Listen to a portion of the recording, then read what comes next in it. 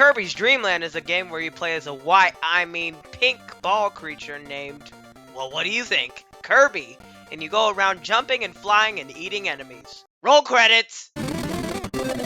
Nah, just kidding. I wouldn't do that to y'all. Or would you? Go away!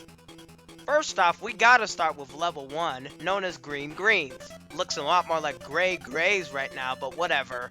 Anyway, this stage is set in a grassy plains area filled to the brim with trees and animals, including this guy that throws bombs. Later on in the level, we go inside a tree, and after exiting, we fight another tree that's alive and has a name.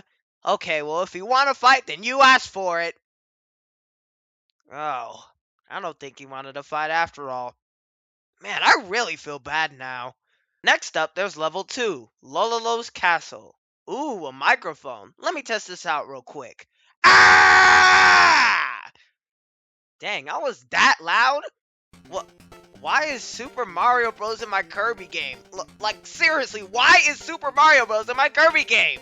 Now I'm gonna give a little context so I can tell you who these two randos are. Kirby's Dreamland was developed by HAL Laboratory.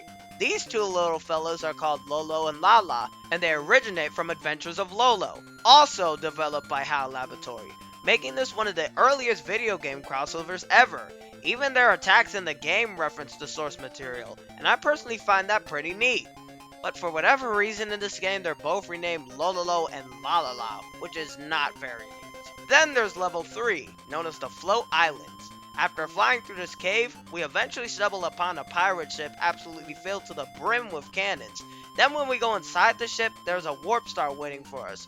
But we somehow manage to land directly onto a whale's blowhole and get blasted into the sky in the process. And then we have to fight a blimp that shoots cannons at us by shooting air at him. Seriously, this level is crazy. After that, we move on to level 4, Bubbly Clouds. Aw, look at those things. They're so cute. Oh my god, what is that? After moving past whatever that was, we have to fight an eye that shoots cannons and waddle dudes. Man, this game is weird.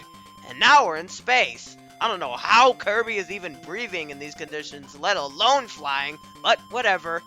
Yeah, so remember the eye we fought earlier? So it turns out that eye is actually a giant cloud, and he can shoot electricity at me.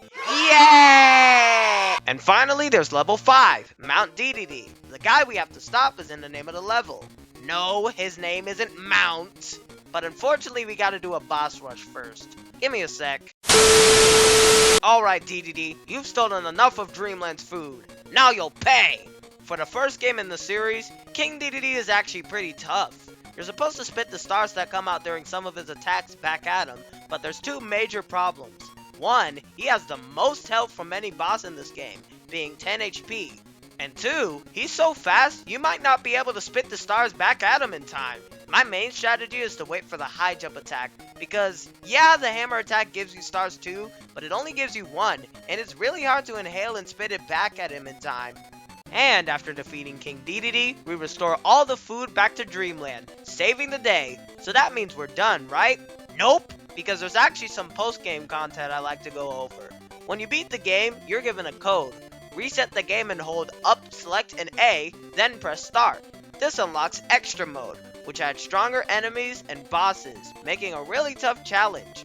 Oh yeah, I forgot to mention this earlier, but in level 4, there's this moon hidden in the space background that you can go into like a door, which gives you a max tomato, which will restore you to full health, and a 1-up.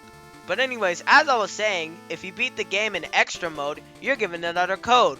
Reset the game again and hold down, select, and B this time, and you unlock Configuration Mode, where you're able to change how much health and lives you have, and you can listen to the sound test. So for any of you hardcore gamers watching, if you want, you could set your HP and lives to 1 and play in Extra Mode. Me personally though, you would never catch me doing that. I am not that good at video games, y'all. Anyway, Kirby's Dreamland is a pretty good game all things considered. It's short, but it's sweet. And it has a lot of replayability, especially with the extra and configuration mode. All in all, I'd recommend this game to anybody. Hope y'all enjoyed this one. See ya!